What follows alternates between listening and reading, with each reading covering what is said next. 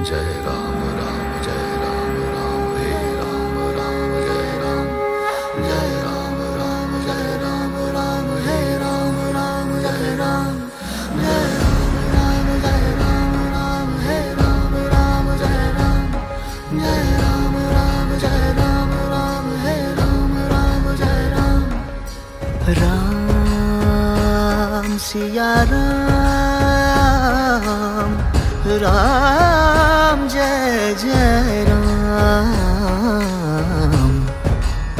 राम सिया राम जय जय राम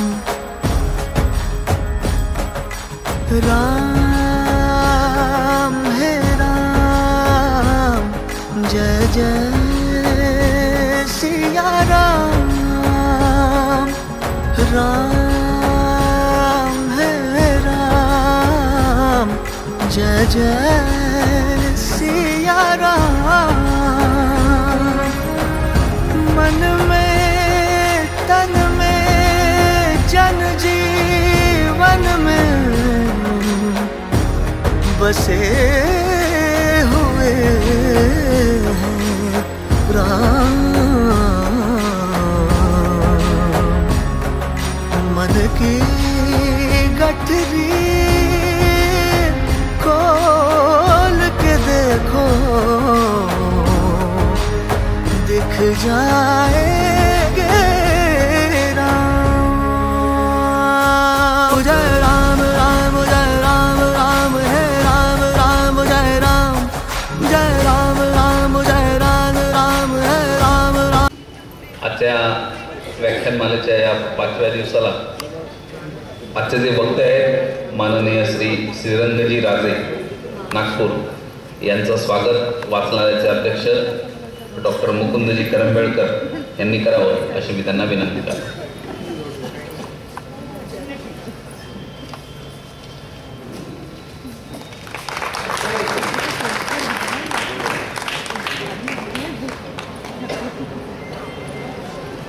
तसेच वाचनालयाचे अध्यक्ष डॉक्टर मुकुंदजी करंबेळकर यांचंही स्वागत वाचनालयाचे कार्यवाह राजेशजी ठोंबरे यांनी करावं अशी मी त्यांना विनंती करतो। आजच्या वक्त्यांच्या परिचय करून देण्यासाठी डॉक्टर सौ शुभांगीताई पूर्णपात्रे यांना विनंती। नमस्कार। श्री रामचंद्र चरणौ मनसा स्मरामि, श्रीरामचंद्र चरणौ शिरसा नमामि, श्रीरामचंद्र चरणौ वचसा गृणामि, श्रीरामचंद्र चरणौ शरणं प्रपद्ये। अशी लयबद्ध आणि तालबद्ध रामरक्षा एकदा सुरू झाली की मनात पूर्ण घोळत राहावी अशा रामाचा शांत भाव, असा हा शांत देव। आणि ह्या रामाची राम जन्मभूमी पावन होतीये। अयोध्येत परत राम येत आहेत, देशभर राम भगवान येत आहेत असा सगळा आवाज गुंजतोय। आणि याच विषयावरचं व्याख्यान देण्यासाठी आज आपल्यात उपस्थित आहेत श्रीरंग बाबूराव राजे, ज्यांचे जन्मस्थान आहे बुलढाणा जिल्ह्यातल्या चिखली येथे आणि त्यांचं शिक्षण आहे BSc DMLT। पण त्यानंतर 1995 पासून ते संघप्रचारक म्हणून कार्यरत आहेत। 95 ते 98 ते चंद्रपूर येथे नगरप्रचारक होते आणि त्यानंतर 2002 पर्यंत ते चंद्रपूरचे जिल्हा प्रचारक होते। यवतमाळ विभाग प्रचारक, चंद्रपूर विभाग प्रचारक आणि नंतर पूज्य सुदर्शनजी यांचा स्वीय सहाय्यक म्हणून त्यांनी काम केले। छत्तीसगड विभागात ते सहप्रांत प्रचारक राहिले 2010 ते 2015 आणि त्यानंतर ते महाकौशल प्रांत प्रचारक म्हणून कार्यरत होते। सध्या विश्व हिंदू परिषदेच्या नागपूर केंद्राचे मुंबई क्षेत्राचे ते संघटन मंत्री आहेत आणि कालपासून ते वास्तव्यास आमच्या घरी आहेत। आणि असं वाटतं की काही माणसं नुसती झपाटलेलीच असतात, त्यांना दुसरं काही सुचतच नाही। त्यांना भेटायला जी पण माणसं येतात सतत एकच ध्यास आहे हिंदुत्वाचा आणि अक्षता कुठे आहे, मग आपण किती कुटुंब जोडू शकतो, मग आपण प्रत्येक भोजनाला किंवा प्रत्येक गोष्टीला वेगवेगळ्या घरांमध्ये जाऊन किंवा किमान 10-11 कुटुंबांना तरी मला भेटायला हवं, हा सगळा ध्यास पाहिला की असं वाटतं की आपण किमान आपल्या घरामधून आपल्या मुलांना राम जन्मभूमीचा इतिहास समजावून सांगून तेवढे तरी या कार्याला हातभार लावावं. मी विनंती करते श्रीरंग राजे यांना की त्यांनी त्यांच्या व्याख्यानाला सुरुवात करेल. धन्यवाद.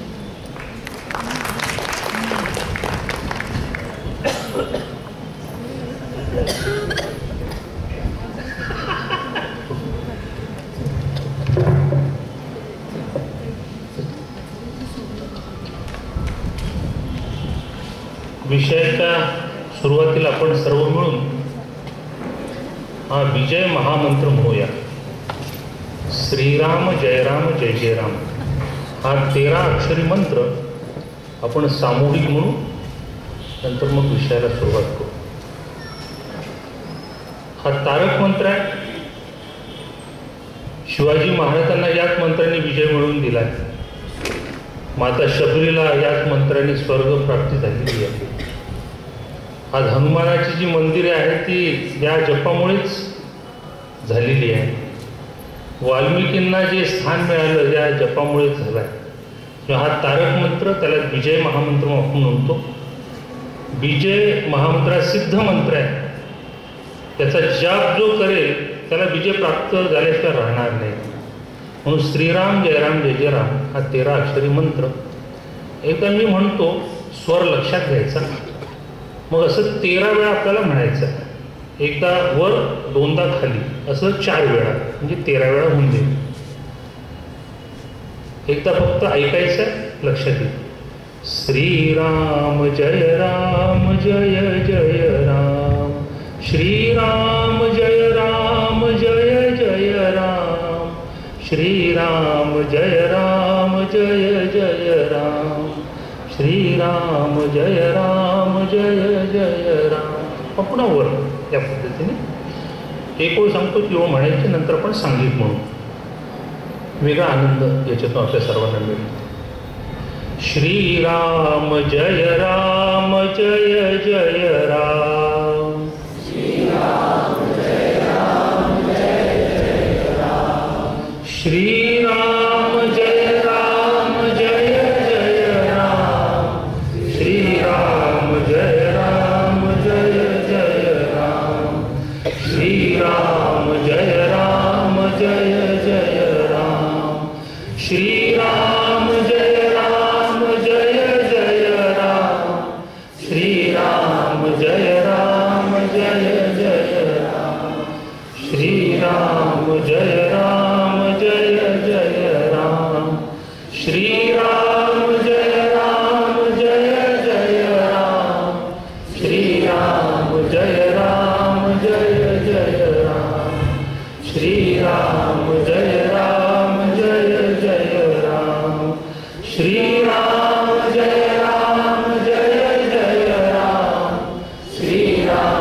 जय राम जय जय राम, श्रीराम जय राम जय जय राम. सियावल रामचंद्र की जय. आजच्या या व्याख्यानमालेला माझ्या माहितीप्रमाणे 84 वर्ष पूर्ण झाली आहे. अशा या श्रेष्ठ व्याख्यानमालेत मला सुद्धा काही बोलण्याची संधी दिली. श्रेष्ठ श्रोत्यांसमोर मी किती उतरतो याला फार महत्त्व नाही आहे, पण मला संधी दिली त्याबद्दल आयोजकांचे मी आभार मानतो. आपण इतके सगळे अनुभवी लोक इथे बसलेले आहात. इतक्या लोकांचं आपण ऐकलेलं आहे आणि आजच्या या सगळ्या इलेक्ट्रॉनिक युगामध्ये आपण राहणारे अपडेट माणसं आहात. आपल्या सर्वांसमोर विषय मांडायचा म्हणजे मलाही सुद्धा माझी कस लागणार आहे. मला आपण समजून घ्याल, सांभाळून घ्याल, अशी नम्र विनंती करतो. सहज माहिती करता विचारतो, आपल्यापैकी कार सेवेला किती जण गेले होते? 2, 3, 4, 5. ठीक. आपल्यापैकी कार सेवेला किती जणांना आपण, काही जणांना पाठवलं असेल, असे पाठवणारे किती जण होते? ती पण संख्या कमी आहे. कार सेवेत नव्हतो, पाठवलं पण नाही, पण राम जन्मभूमीचा इतिहास वाचलाय अशी किती जण आहेत? धन्यवाद. आयोजकांनी हा राम जन्मभूमीचा विषय ठेवलाय, यासाठी सुद्धा आयोजकांचं मी अभिनंदन करतो. कारण हा विषय समाजात येणं, त्याची समाजामध्ये चर्चा होणं अत्यंत आवश्यक आहे. एक स्वाभिमानी समाज जर आपल्याला निर्माण करायचा असेल तर या विषयांची वारंवार पिढीनपिढी चर्चा होत राहणं आवश्यक आहे, जेणेकरून पुढची पिढी या मंदिराच्या रक्षणासाठी तयार राहील. म्हणून आपल्या स्वाभिमानाचा इतिहास, आपल्या गौरवाचा इतिहास, आपल्या पराक्रमाचा इतिहास हा सतत समाजासमोर येणं, पुढच्या पिढीसमोर येणं ही काळाची गरज आहे, आवश्यकता आहे. या गोष्टींचा विचार करूनच आपण या विषयाचं नियोजन केलं असेल अशी आशा करतो. दिनांक 5 ऑगस्ट 2019 एक सुवर्ण क्षण आम्ही सगळेजण टीव्हीवर अनुभवत होतो. कोरोनाचा काळ होता, सगळ्यांना तिथे जाणं शक्य नव्हतं, पण एक निवडक लोकांच्या उपस्थितीमध्ये कार्यक्रम तिथे 2021 त्या ठिकाणी कार्यक्रम संपन्न होत होता. आपल्या देशाचे पंतप्रधान त्या कार्यक्रमाला उपस्थित होते. अनेक प्रमुख संतगण, सर्व विविध पंथ संप्रदायाचे असे प्रमुख संत त्या ठिकाणी उपस्थित होते. आणि त्या कार्यक्रमात आपले प्रधानमंत्री रामरायासमोर साष्टांग दंडवत करताना आपण सगळ्यांनी अनुभवलं. अनेकांच्या डोळ्यात अश्रू आले, अनेकांची भावना उचंबळल्या गेली. ज्यांनी काम केलंय, ज्यांनी पुढे जीवन या सगळ्या कामात खर्च केलाय, त्यांच्या डोळ्यात, त्यांच्या हृदयात एक आनंदाचा क्षण ते साठवण्याचा प्रयत्न करत होते की हा क्षण बघण्यासाठी मला ईश्वराने थांबवलाय. तो दिवस हा आमच्यासाठी आनंदाचा दिवस होता. आणि त्याहीपेक्षा आनंदाचा दिवस आता 22 जानेवारीला येणार आहे. त्या 22 जानेवारीच्या कार्यक्रमाची तयारी पूर्ण देश विदेशात सुरू आहे. हा आनंदाचा क्षण प्रत्येक जण अनुभवण्याचा प्रयत्न करणार आहे. राम मंदिराचं जे कार्य आहे ते काही प्रमाणात पूर्ण झालं आहे आणि रामलला त्या मंदिरात विराजमान होणार आहे. हा हिंदू समाजासाठी अत्यंत एक गौरवाचा, आनंदाचा क्षण राहणार आहे. देशभरात त्याची तयारी सुरू झालेली आहे. प्रत्येक घरात देण्यासाठी अक्षता अयोध्येतून आलेल्या आहेत. कुठलंही घर सुटता कामा नये याची काळजी आपल्याला घ्यायची, निमंत्रण द्यायचं.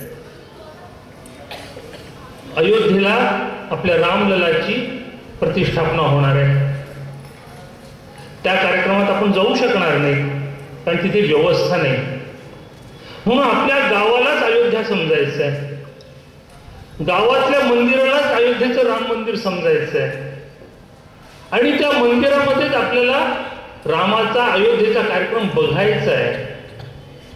आणि मग अयोध्येच्या रामाची आरती आणि आपल्या गावातली आरती एक साथ म्हणायची, सोबत म्हणायची. 5 लाख मंदिरामध्ये करोडो हिंदू रामाच्या मंदिरातली पहिली आरती सोबत म्हणणार आहे. हा सुवर्ण क्षण प्रत्येकाला अनुभव यायचा आहे. या दृष्टीने तयारी सुरू आहे. आपले सगळे रामभक्त प्रत्येक घरापर्यंत पोहोचतात आहे. कलश आलाय, अक्षदा आल्या. आता त्या प्रत्येक घरापर्यंत पोहोचवण्याची आपली एक नैतिक जबाबदारी आहे. रामाने आपल्याला हे काम सोपवलं, सगळ्यांना निमंत्रण द्या बरं का, कोणाला सोडू नका आणि तुमच्या सुविधेनुसार अयोध्येला या. अशा प्रकारचं एक निमंत्रण प्रत्येकाला आलेलं आहे. 22 जानेवारीला आम्हा सर्वांना दिवाळी साजरी करायची आहे. दिवाळी ज्या ज्या काही गोष्टी आपण करतो त्या गोष्टी आम्हाला आमच्या 22 जानेवारीला करायच्या आहेत. पुन्हा दिवाळी साजरी करायची आहे.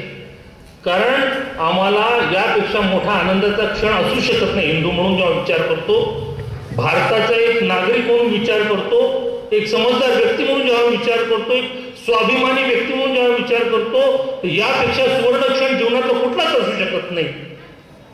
तो क्षण माझ्या घरी सुद्धा आनंदात प्रगट झाला पाहिजे. आम्हा सर्वांना ही दिवाळी साजरी करायची आहे.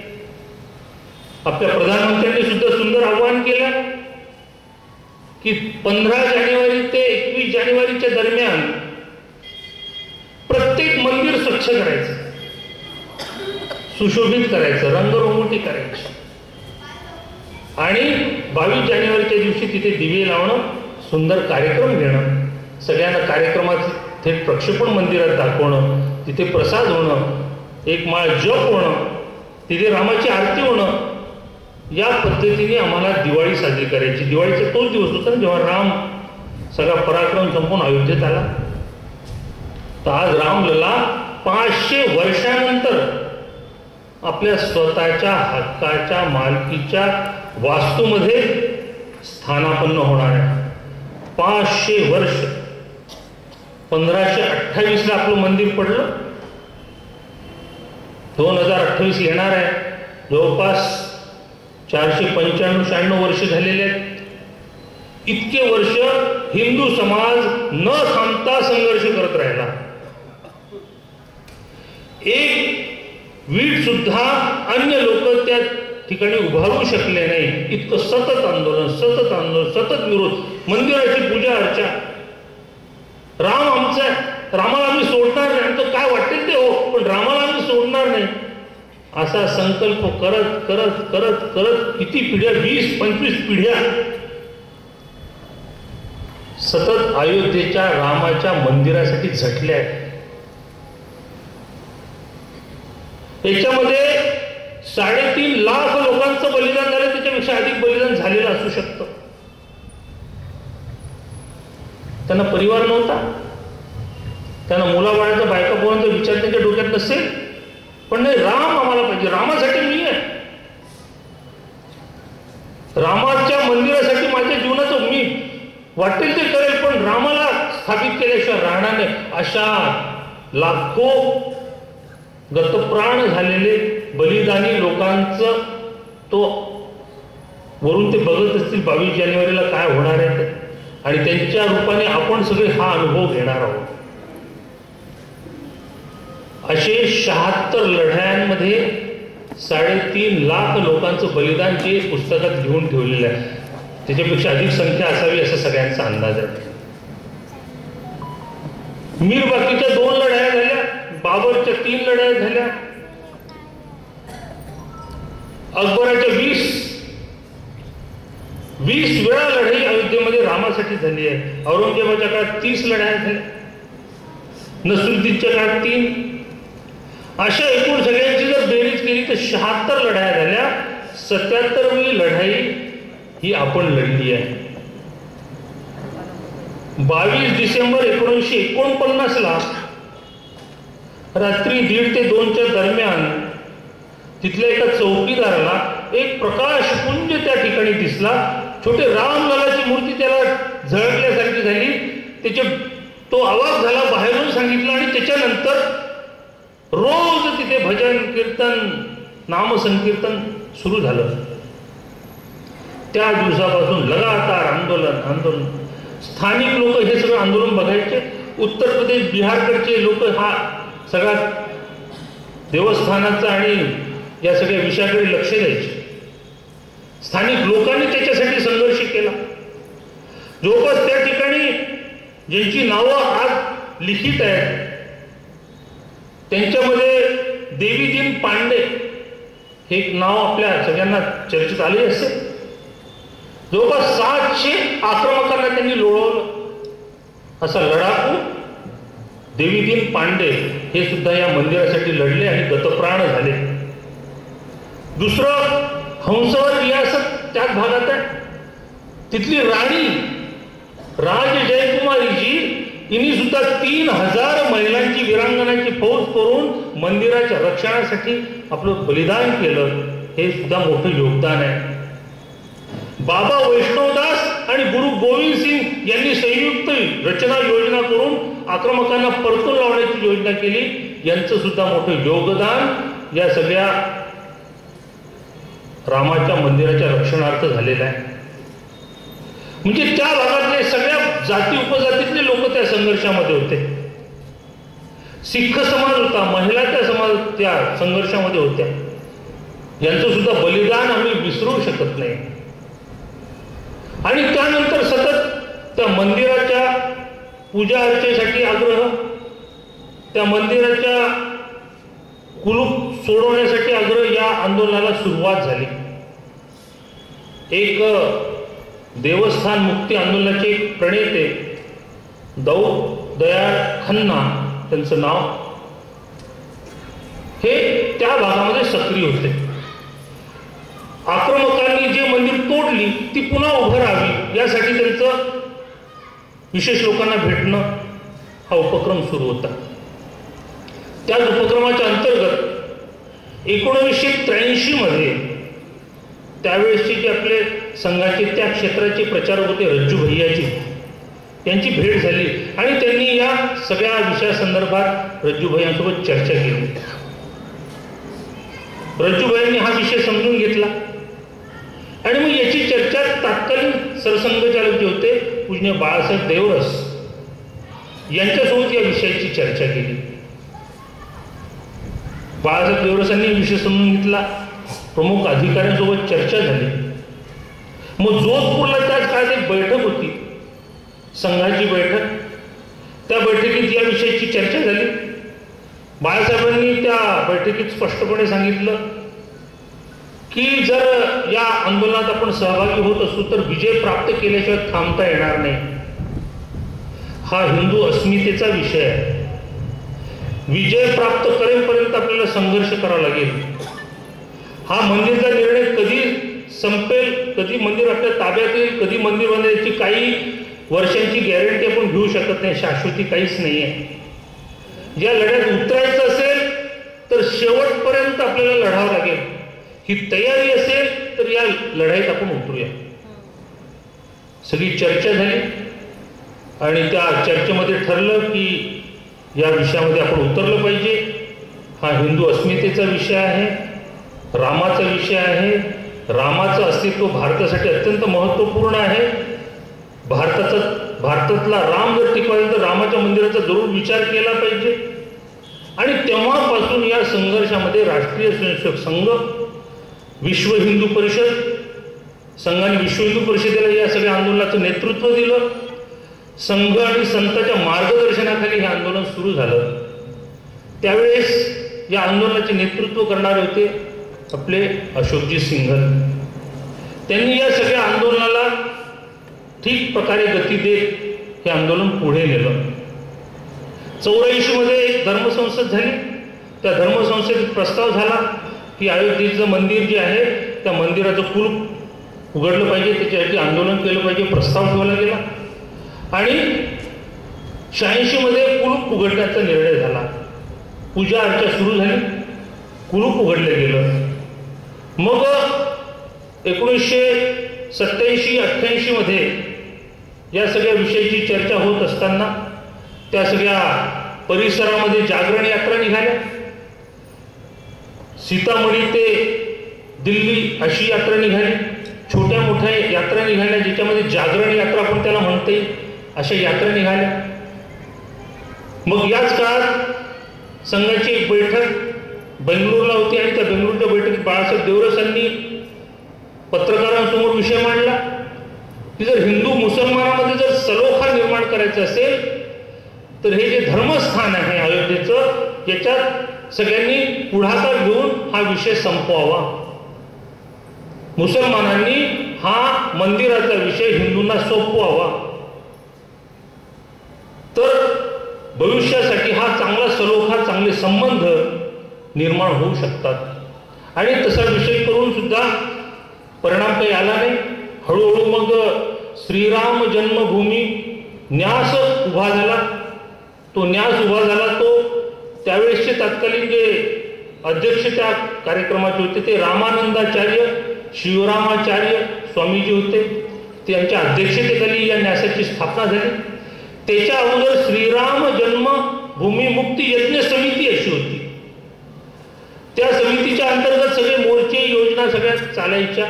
नंतर जेव्हा ती जमीन आणि ते सगळं आपल्या ताब्यात येण्याच्या दृष्टीने आपण प्रस्ताव ठेवला 2.77 एकर जमीन ही हिंदूंना सोपवण्यात आली आणि त्या ठिकाणी मंदिर बांधण्याचा विचार पुढच्या काळात करता येईल. पण त्यासाठी वेगवेगळ्या प्रकारची कोर्टामध्ये रचना सुरू झाली. कोर्ट कचेऱ्या सुरू झाल्या. वेळ जायला लागला. जागरण व्हायला लागलं. भेटीगाठी वाढल्या. 1988 मध्ये 88ची एक सभा मुंबईच्या शिवाजी पार्कवर झाली. अटलजींनी त्यावेळेस सांगितलं की हा वादाचा विषय नाही. श्रीराम जन्मभूमी हा वादाचा विषय नसून हा श्रद्धेचा विषय आस्थेचा विषय आहे. या दृष्टिकोनातून जर सगळ्यांनी या विषयाकडे बघितलं तर हा विषय संपू शकतो. त्याच्यामुळे श्रद्धेच्या भावनेतून आस्थेच्या करोडो हिंदूंच्या आस्थेचा आपण विचार करून निर्णय घेतला पाहिजे आणि याला समर्थन केलं पाहिजे असं खुलं आवाहन त्यांनी शिवाजी पार्कच्या सभेमध्ये केलं. आणि त्याच्यानंतर भाजपा याच्यामध्ये उतरलं. सगळ्यांना माहिती 88 मध्ये सगळ्या रचना बनत असताना अडवाणींची सुद्धा रथयात्रा सोमनाथ ते अयोध्या अशी निघाली. या रथयात्रेचं सुद्धा मोठं योगदान या काळात आहे. गावागावातून ती यात्रा गेली. सगळं गाव राममय झालं. राजकीय क्षेत्र याच्यात उतरावं सगळ्यांचाच राम हा विषय होता. पण याच्यात पुढाकार दाखवला भाजपाने आणि त्याच्यामुळे स्वाभाविकपणे एक वातावरण तयार झालं. हा भाजपाचा विषय आहे. हा हिंदू समाजाचा विषय होता. हा संपूर्ण राम भक्तांचा विषय होता. हा कुठल्या एका पार्टीचा विषय नव्हता. पण रामाचं जन्मस्थानावर राम मंदिर बांधावं ही भूमिका घेण्यासाठी बाकी पक्ष अक्षम ठरले. हिंमत त्यांनी दाखवली नाही. भाजपाने हिंमत दाखवली. रथयात्रा काढली. सगळ्यांना माहिती आहे की 89 मध्ये शिलापूजनाचे कार्यक्रम झाले. गावोगावी शिला गेल्या. त्याचं पूजन गावागावात झालं. रामाच्या अयोध्येच्या जन्मभूमीचा विषय गावागावात पोहोचला. सर्व प्रांतातल्या सर्व भाषाभाषीमध्ये सर्व लोकांमध्ये राम जन्मभूमी हा एक विषय सर्वांना कळायला लागला. ज्या रामाची आम्ही उपासना करतो, ज्या रामाच्या कथा करतो, ज्या रामावर आम्ही जगतो त्या रामाच्या मंदिरात तिथे आज रामलला कुलपात आहे. तिथे तिचं मंदिर नाही. विवादित जागा आहे. असे अनेक प्रश्न लोकांच्या मनात यायला लागले आणि त्यांना कळलं की या रामासाठी आपल्याला आंदोलन केलं पाहिजे. आणि शिलापूजनाच्या निमित्ताने जवळपास 2.5 लाख गावामध्ये संपर्क झाला आणि या संपर्काच्या माध्यमातून राम जन्मभूमीचा विषय हा गावागावात पोहोचला. 90ची कारसेवेची घोषणा झाली होती. 30 ऑक्टोबर ही तारीख निश्चित झाली होती. त्या दिवशी कसं जायचं काय करायची ही सगळी रचना बनली होती. पण त्यावेळेस उत्तर प्रदेशमध्ये मुलायम सिंगांचं राज्य होतं. ते मुख्यमंत्री होते. सगळे रामविरोधी विचारांचे असल्यामुळे रथयात्रा अडवणे, रामाचं मंदिर बांधलं तर आपल्याला आपली वोट बँक कमी तर होणार नाही असा विचार त्यांच्या मनात येणे हे स्वाभाविक होतं. आणि त्यांनी सुद्धा मतांच्या राजकारणासाठी परिंदा भी पर नहीं मार सकता अशी एक अहंकारी घोषणा केली. आणि असं आव्हान केल्यानंतर हिंदू समाज आणखी पेटले गेला. अगोदरच त्यांनी तयारी केली होती आणि त्या ठिकाणी अगोदरच सगळ्यांनी घरं सोडून त्या त्या जागा पकडून ठेवल्या होत्या. 30 ऑक्टोबरला जेव्हा कार सेवेचा मुहूर्त 9:44 होता, बरोबर 9:11 10 मिनिटांनी अशोकजी सिंघल निवडक 4-5 कार्यकर्त्यांसह मणिराम छावणीतून बाहेर पडले. ते जसे बाहेर पडले तर सगळ्या घराघरातून लोक बाहेर पडले. जसं वारुळातून मुंग्या बाहेर पडतात तसे कार सेवक मंदिराच्या दिशेने जायला लागले आणि त्या ठिकाणी एक साधू पोलिसांच्या बसमध्ये बसला, ड्रायव्हर सीटवर धाड धाड धाड धाड गाडी काढत त्या मंदिरापाशी नेली. कार सेवक तिथे पोहोचले, त्या मंदिरावर झेंडा लावला. ही पहिली कारसभा, विजय प्राप्त केला. परिंदा भी पर नहीं मार सकता तिथे आम्ही झेंडा रोवला. ठरवलं तसं केलं. हम मंदिर भव्य बनाएंगे, हम मंदिर वही बनाएंगे, या दिशेने आमची वाटचाल सुरू होती. तो आमचा पहिला विजय होता.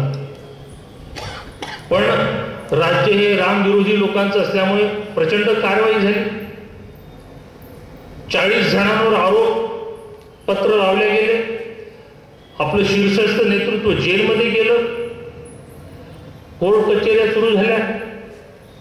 ऋतंबरांचं आपण नुकतंच ऐकलं असेल. ऋतंबरांचं एक आता सगळ्यांचंच मुलाखत येतात आहे यूट्यूबवर. त्यांनी आपला अनुभव सांगितला की माझे मागे पोलीस लागली होती. जेव्हा मी थकून भागून सभा करून माझ्या आश्रमात मी पोहोचले, लक्षात आलं की कोणीतरी आले आहेत, येणार आहेत.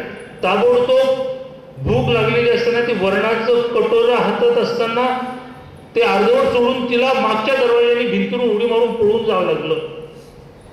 जी बस मिळेल त्या बसने पुढे झाली. ती 22-23 वर्षांची तरुणी. शीर्षस्थ नेतृत्वाच्या मी गोष्टी करतो, सामान्य व्यक्तींच्या तर अनेक गोष्टी आहेत. आणि ज्या बसमध्ये जाईल जागा मिळेल त्या बसमधून त्या रवाना गेल्या. पोलिसांच्या हाती लागलं असतं तर जागरणाचं काम झालं नसतं. मग त्या माऊलीला कोणीतरी एक वयस्क अशी आई भेटली आणि तिने तिला गोंजारलं, मिठी मारली, आपल्या झोपडीत घेऊन गेली, तिला खाऊ पिऊ घातलं, काही दिवस ठेवलं. ऋतंबराजी म्हणते साक्षात ती पार्वती देवी होती. हे कोण करताय, कसं हे सगळं घडताय, कोण करता करिता कोण आहे हे रामरायाला माहिती आहे. त्याची ही सगळी योजना आहे आणि त्याच्या योजनेतून हे सगळं होत चाललंय. अशी शुद्ध पवित्र भावना ठेवून आपले सगळे कार्यकर्ते जे काही कष्ट येतील ते भोगत होते, त्याच्यातून अनुभव घेत होते, शिकत होते, आंदोलन पुढे चालवत होते. रात्रंदिवस मेहनत घेणारे कार्यकर्ते, अनेकांची कारजे घराघरातून गेले, पण घरच्यांची चिंता करणारे अनेक लोक गावात आणून घरात ठीक आहे ना, अन्नधान्य ठीक आहे ना, पुरेसं आहे की नाही, चिंता करणारे हजारो लोक होते. का त्यांना जावं असं वाटलं? कुठल्या आधारावर ते सगळं सोडून चालले गेले? तिथे त्यांचे काय हाल झाले, काय त्यांनी केलं? पण आज ते सांगतात मी कारसेवक होतो. गौरवाचे काही क्षण आयुष्यात टिपले पाहिजे म्हणतात ना, त्याच्यातलं हे कार सेवा. त्या कार सेवेमध्ये अनेक लोकांनी अनेक कष्ट भोगली आहेत. हे सगळं रामासाठी, रामाच्या योजनेतून.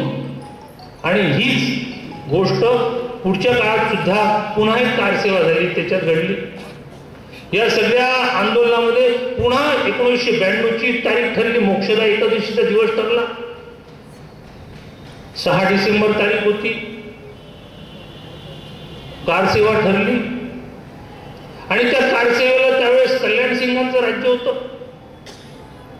कल्याण सिंह राम भक्त होते. मी कुठल्याही परिस्थितीत राम भक्तांवर गोळ्या चालवणार नाही, त्यांनी पहिलेच सांगून ठेवलं होतं. परिस्थिती काय बदलेल, केंद्रातून काय सूचना येतील, काय करावं लागेल, काही सांगता येत नव्हतं. अनेक जण आपलं सगळं परिवाराला सांगून अनुमती घेऊन, काही न घेऊन, महिला पुरुष काही विचार न करता, मी महिला आहे माझ्या काही विचार न करता रामाचं बोलावून आलं, कारसेवेला निघाले. आणि त्या कारसेवेमध्ये कुठे व्यवस्था होईल, काय व्यवस्था होईल, काही आता पता नव्हता. आणि सगळ्यांना कल्पना आहे की त्या दिवशी 11:45 पहिला घुमट पडला. अचानक त्या दिशेने सगळे धावायला लागले. पोलिसांनी लाठीमार केला, पण गोळ्याने मारल्या. त्या लाठीमाराला सहन करत कारसेवक सगळे ढाच्याकडे पोहोचले. लाखो लोक होते. असं म्हणतात की 27 लाखापेक्षा अधिक लोक होते. तेवढे लोक त्या ठिकाणी, त्या मंदिराच्या ठिकाणी जाऊन घुसले, चढले. जे हातात मिळेल त्या शस्त्राचा उपयोग करून त्या ढाच्याला पाडण्याचा प्रयत्न केला. मनात होतं काहीतरी करून जायचं. ठरलं होतं वाळू उचलायची आणि ते एका ठिकाणी जाऊन टाकायची, अशा पद्धतीची कारसेवा राहील. पण तिथे वातावरण काही असं बनलं, असं झालं की सगळेजण त्या ढाच्याकडे पडले. जे हातात मिळेल त्या ती पाडायची सुरुवात केली. करोडो लोकांचा हा उद्रेक बघून पूर्ण देशाचं राजकारण ढवळून निघालं. दुःखाचा दिवस.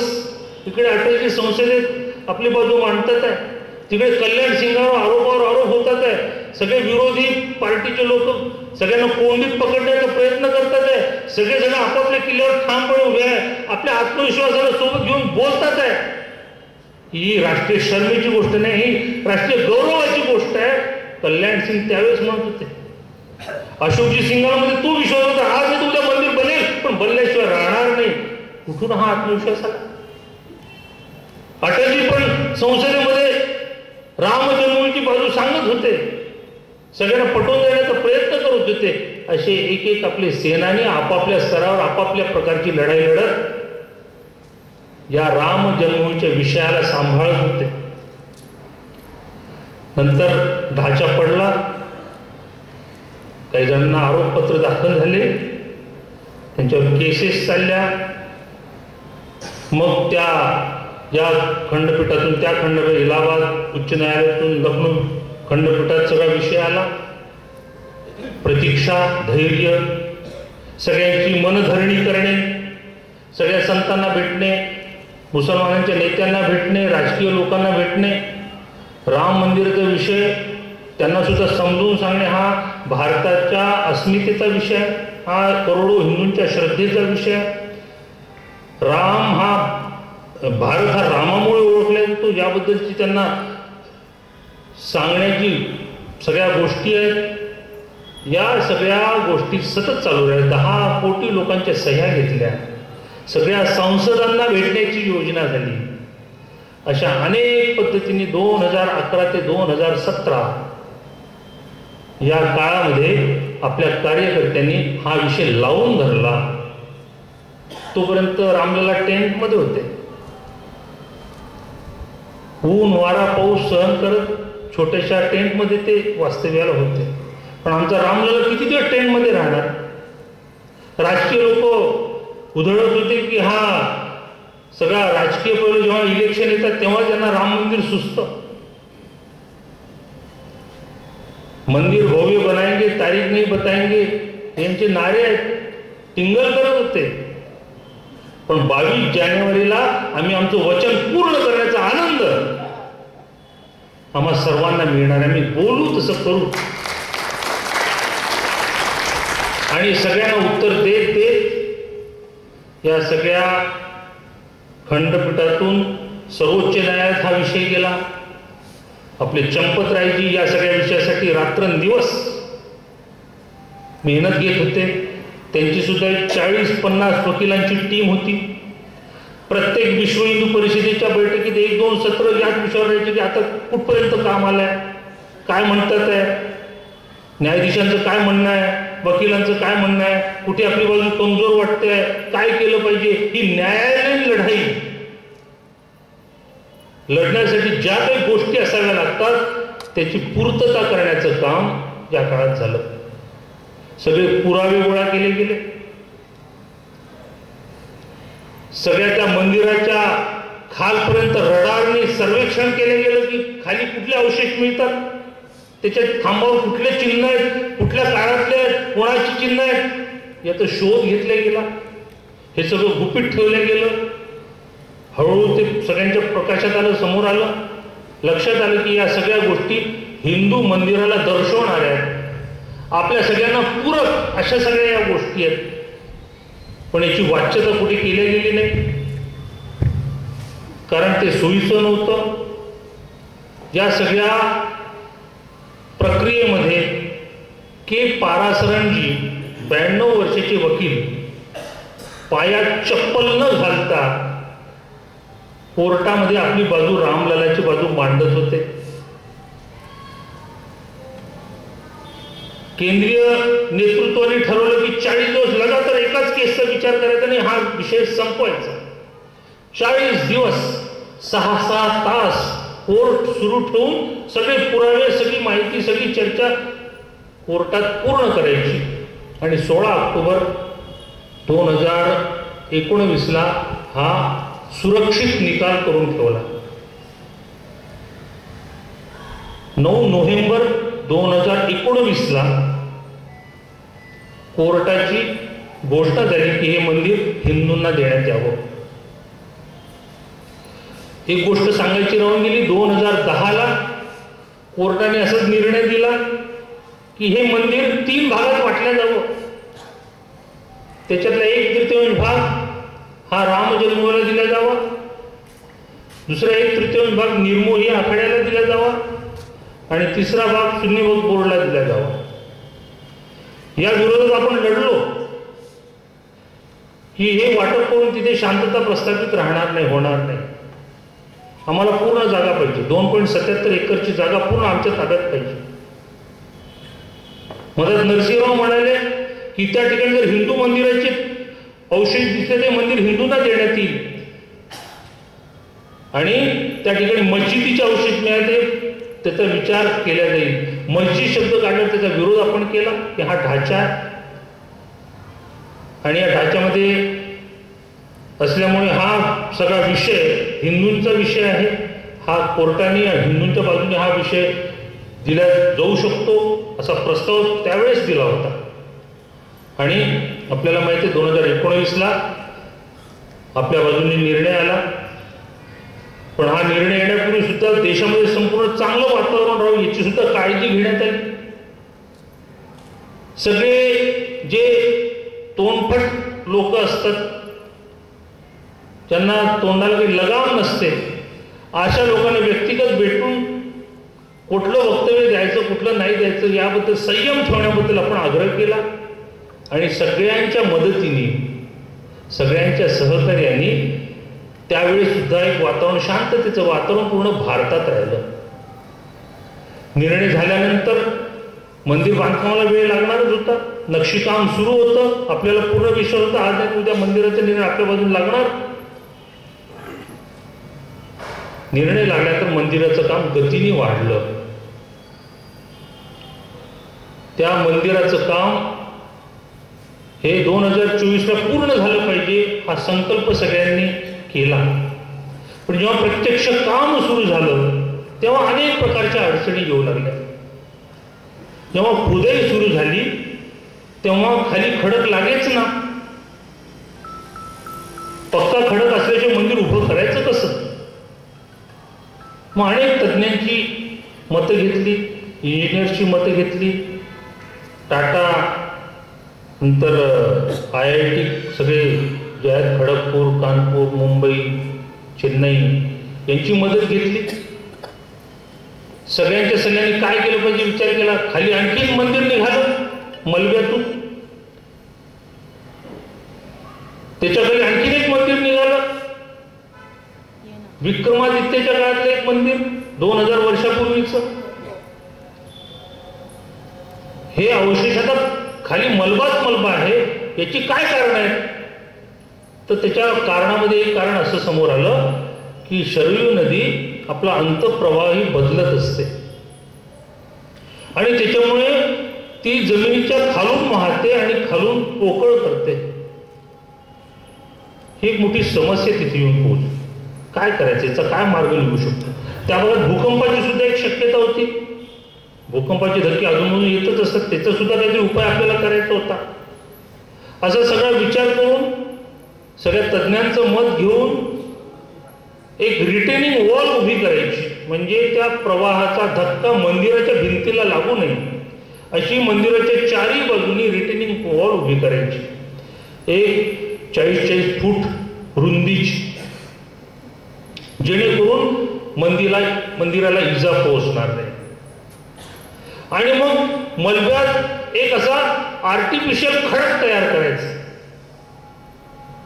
सिमेंटचं कॉम्प्रेसिंग करून एक 15 फुटाची 12 फूट लेवल दाबून अशा 40 लेयर्स तयार करून त्याच्यावर मंदिर बांधायचा निर्णय झाला. हे सगळ्या निर्णयामध्ये खूप वेळ गेला,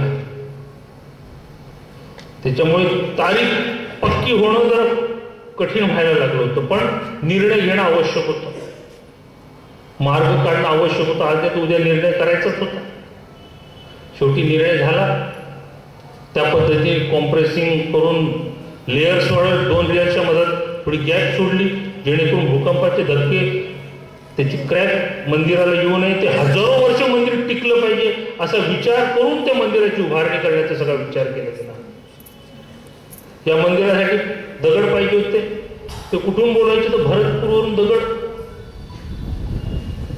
फरशी बनवायची होती ग्रॅनाइट, ते बंगलोरवरून बोलावलं, कर्नाटकातून बोलावलं.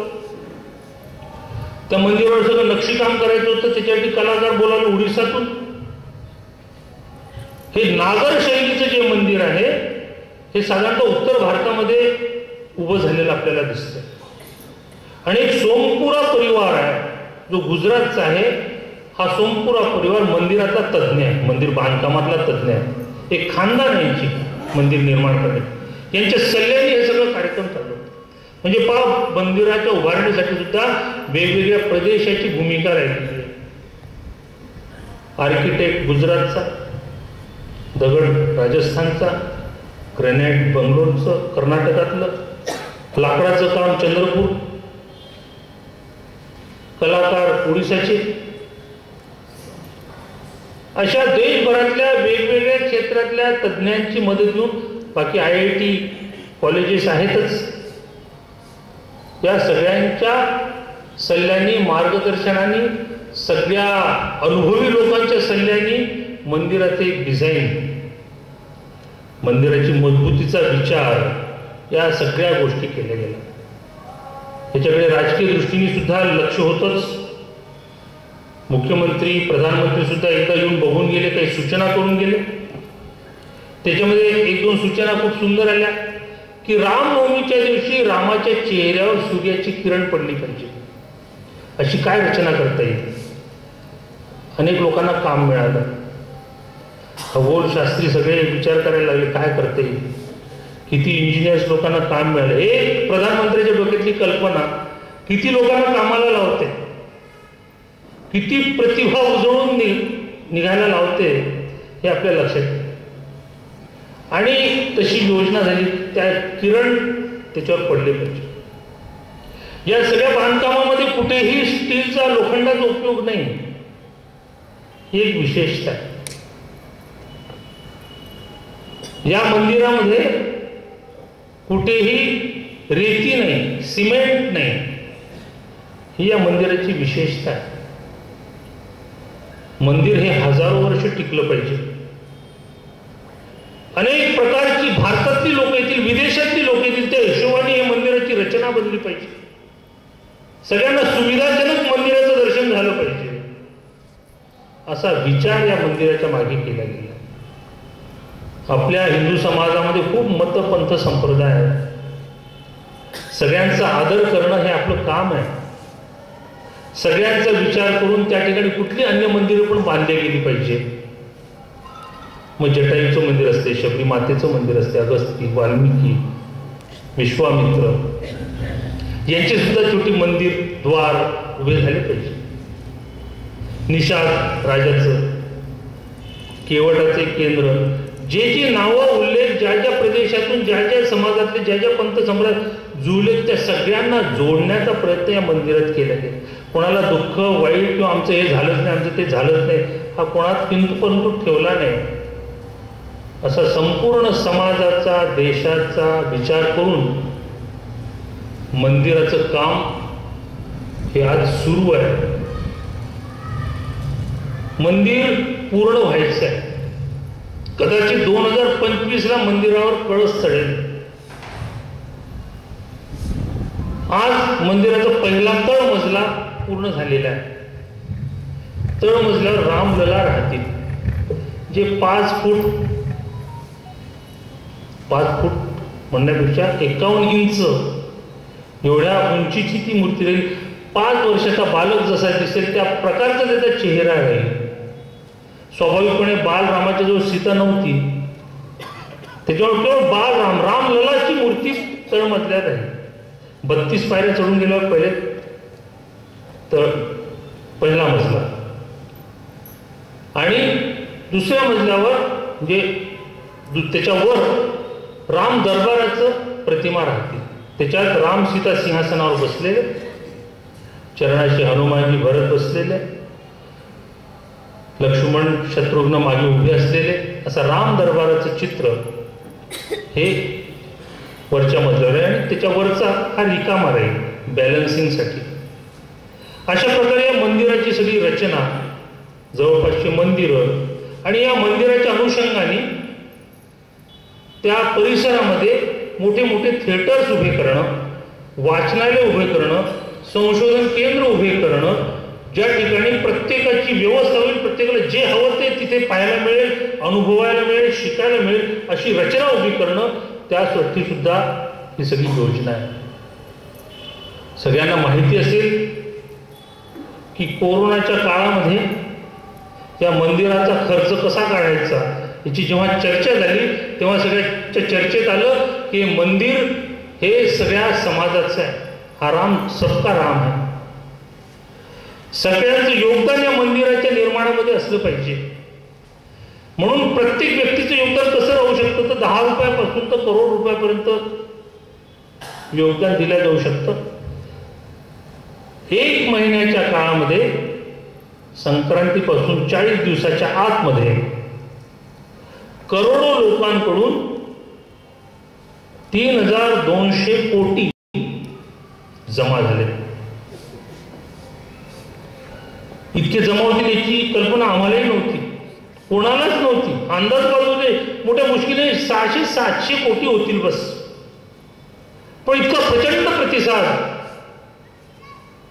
इतका प्रचंड समाजाचा उत्साह,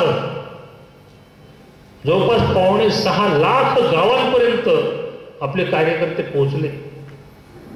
गरीबातल्या गरीब व्यक्तीकडून सुद्धा निधी घेतला, करोडपतीकडून घेतला. कोणीही आपलं नाव तिथे लावावं हा उच्चार केला. रामाचंच मंदिर राहिलं पाहिजे, ते बिर्ला मंदिर नको आहे,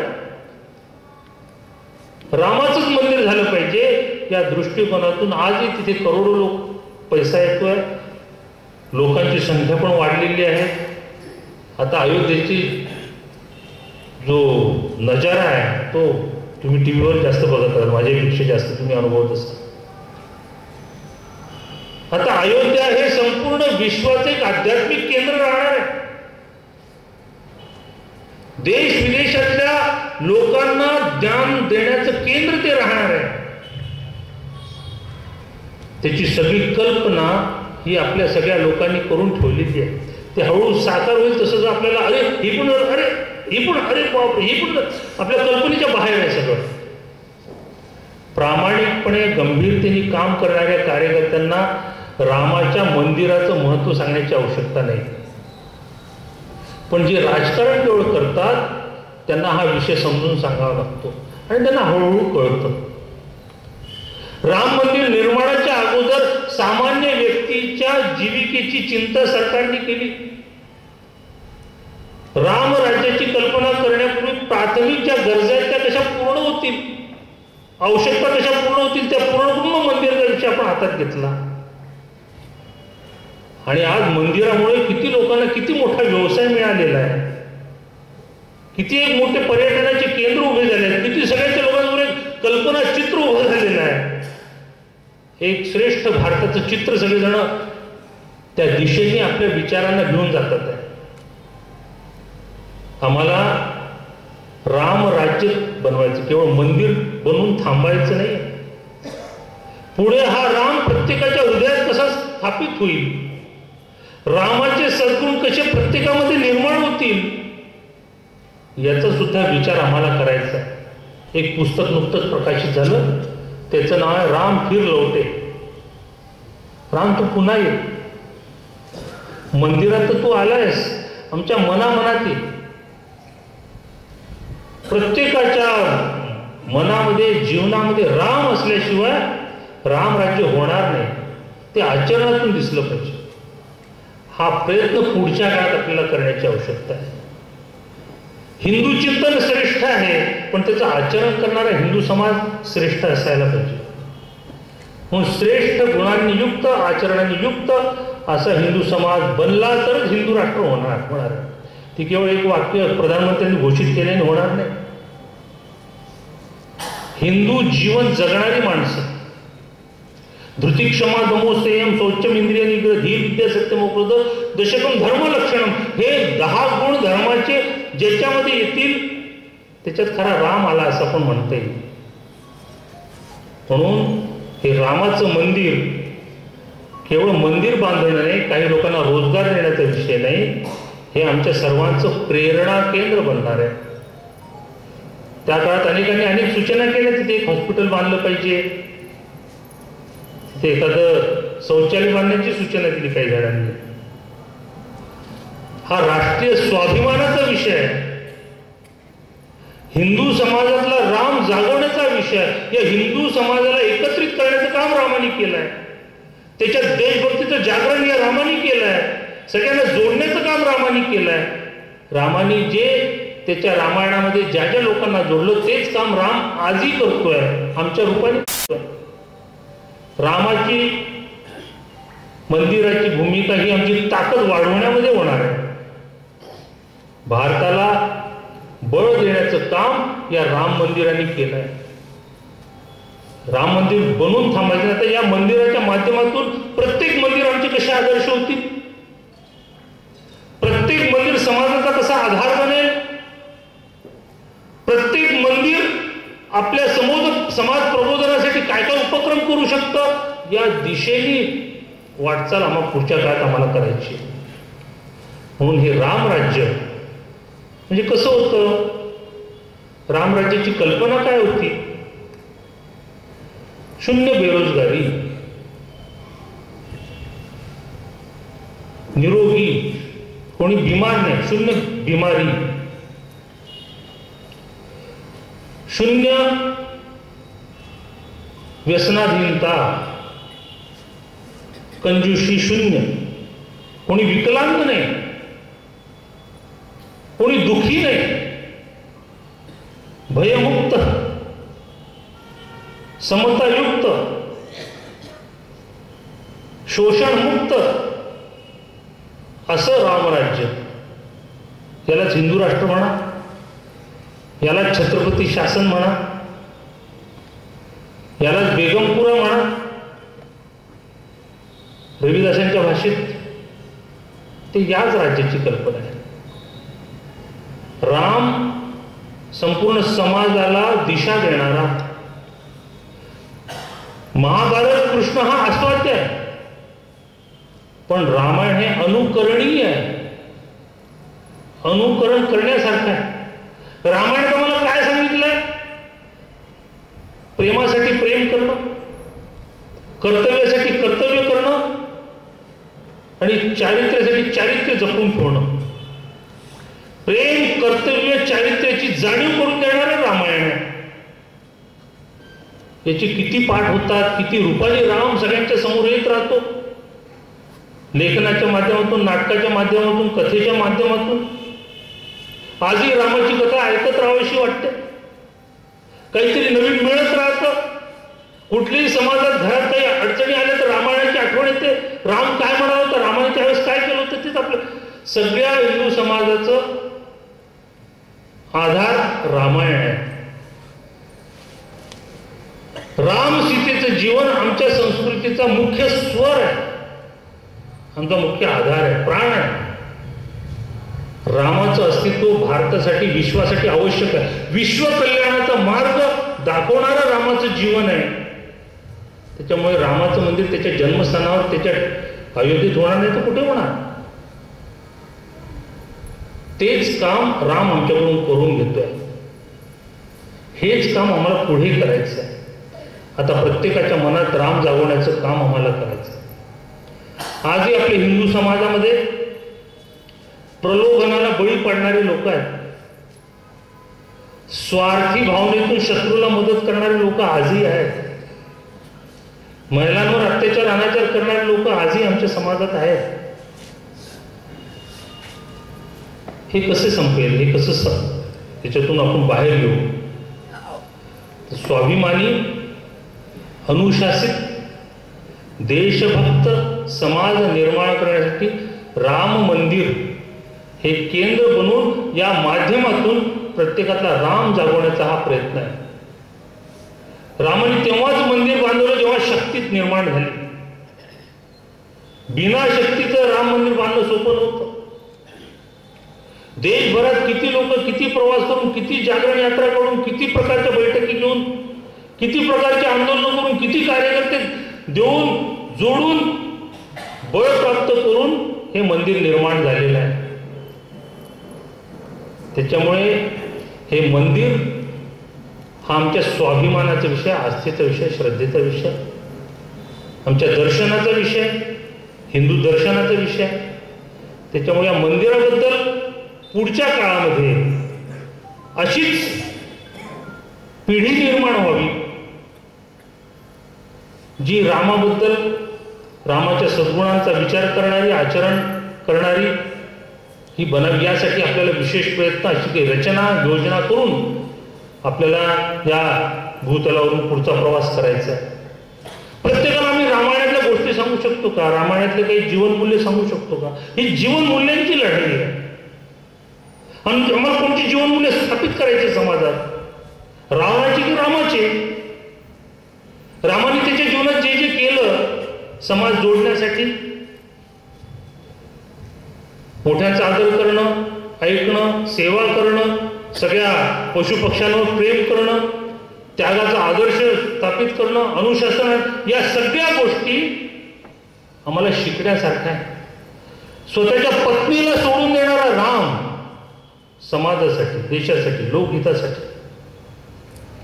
सीता पण म्हणते तुझं पहिलं कर्तव्य समाजाची सेवा करणं आहे, समाज रंजन करणं आहे, लोकरंजन करणं तुझं पहिलं काम आहे. माझं त्याग केलं तरी चालेल, पण त्याच्यात तू कुठे कसर सोडू नको, कमी पडू नकोस. काय त्या मातेचं मन असेल? आपल्या सख्या भावाला शिक्षा देणारा राम अनुशासन तोडलं म्हणून सोपी गोष्ट नाही. असा कर्तव्य कठोर भगवान श्रीराम, मर्यादा पुरुषोत्तम असा श्रीराम, संयमी, आज्ञाकारी असा श्रीराम हा आम्हाला प्रत्येक घरात बघायचा आहे, प्रत्येक व्यक्तीमध्ये बघायचं आहे. तर हे भारत भारत राहील, हिंदू राष्ट्र बनेल. या दृष्टिकोनातून संघटित पद्धतीने हे काम कसं होईल, म्हणून संघटन कौशल्य रामाकडून शिकलं पाहिजे. ज्या रावणाने अनाचार अत्याचार केला, त्या रावणाच्या विरोधात ज्यांच्यावर अत्याचार झाले त्यांना एकत्रित करून त्याच्या विरुद्ध लढा देऊन त्यालाच परास्त केलं. ज्यांचं योगदान या सगळ्या लढाईत राहिलं त्यांना सन्मान म्हणून अयोध्येत सगळ्यांना बोलवून घेतलं. कसं जोडून ठेवलं सगळ्यांना? असं संघटन कुशल, त्या संघटनेतच ताकद असते. तर ही ताकद आपली टिकून राहिली. भयविना होईना प्रीती म्हणतात. ही ताकद टिकून राहिली तर हे पुढचा काळ सुद्धा टिकून राहील. म्हणून संघटित ताकद ही टिकून राहणं आवश्यक आहे. आणि या दृष्टिकोनातून आपण सगळ्यांनी विचार करावा आणि पुढच्या काळात यासाठी आणखीन काय करता येईल याची रचना, योजना बनावी. येणाऱ्या काळात 22 जानेवारीला आपलं प्रत्येकाचं योगदान कुठे ना कुठे अक्षता देण्यासाठी कसं होईल, कुठल्या ना कुठल्या मंदिरामध्ये हा विषय मांडण्याची योजना कशी बनेल, पण पुढच्या पिढीला सुद्धा हा विषय कळला पाहिजे, समजला पाहिजे. यासाठी थोडासा अभ्यास करून राम जन्मभूमीचा हा स्वाभिमानाचा पराक्रमाचा इतिहास हा सगळ्या समाजासमोर येणं आवश्यक आहे. राम तर येतो, पण हा पराक्रमी समाजाचा इतिहास समोर येत नाही. याच्यासाठी कसं 35 वर्ष लगातार न थांबता न थकता ही लढाई दिली, तेव्हा हा विजय प्राप्त झालाय. आशा सोडली नाही, पूर्णत्वास नेली. जसं आम्ही संकल्प केला होता तो पूर्ण केला. मंदिर वही बनाएंगे, मंदिर भव्य बनाएंगे, ही वचनपूर्तता करण्याचा आनंद 22 जानेवारीला आपण घेऊ. हा विषय सुद्धा आपल्या माध्यमातून समाजासमोर कसा पोहोचेल असेही आपण प्रयत्न करूया. या सगळ्या व्याख्यानमालेमध्ये हा विषय मांडण्याची संधी मला दिली. माझ्या तोडक्या मोडक्या भाषेमध्ये मी तुमच्यासमोर हा विषय मांडला. काही चुका झाल्या असतील, काही चुकीचं सांगितलं गेलं असेल, त्याबद्दल दिलगिरी व्यक्त करतो आणि माझं बोलणं थांबवतो. जय श्रीराम.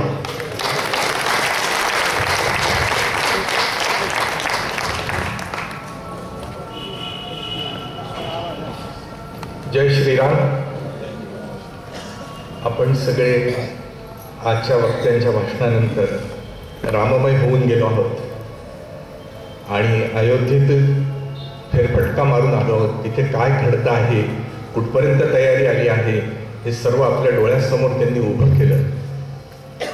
खरं तर मी इथे त्यांचे आभार मानण्यासाठी उभा आहे, पण एवढ्या मोठ्या रामभक्ताचे, एवढ्या मोठ्या कार्यकर्त्याचे आभार मानताना मला असं वाटते की ज्योतीने तेजाची आरती केल्यासारखं होईल. तरीसुद्धा फॉर्मॅलिटी म्हणून वाचनालयातर्फे, आपल्या प्रेक्षकांतर्फे आणि समस्त चाळीसगावकरांतर्फे मी या रामभक्ताचे एवढे सुंदर विचार आणि या सगळ्या घडामोडी आपल्याला ऐकवल्याबद्दल त्यांचे आभार मानतो. आजच्या आपल्या या कार्यक्रमाचे जे प्रायोजक होते सर्वश्री चितळे बंधू होते. चाळीसगावचे चितळे बंधू पुण्याचे नाहीत. आणि त्याचबरोबर आपले सर्व श्रोत्यांचे, पत्रकार बंधूंचे सगळ्यांचे आभार मानतो. उद्याचे जे व्याख्यान इथे आहे ते श्री वसंतगिरी मेहकर यांचं व्याख्यान आहे. भारतीय स्वातंत्र्य लढ्यातील सशस्त्र क्रांतिकारांचे योगदान यावरती आपल्याशी बोलणार आहे. आणि उद्याच्या कार्यक्रमाचे प्रायोजक आहेत श्री KR पाटील चाळीसगाव यांच्यातर्फे हे आहे. पुनश्च एकदा आपले सर्वांचे आभार, आपल्या वक्त्यांचे पण आभार. असाच प्रतिसाद आपण रोज द्यावा हीच आपल्याकडनं अपेक्षा. धन्यवाद.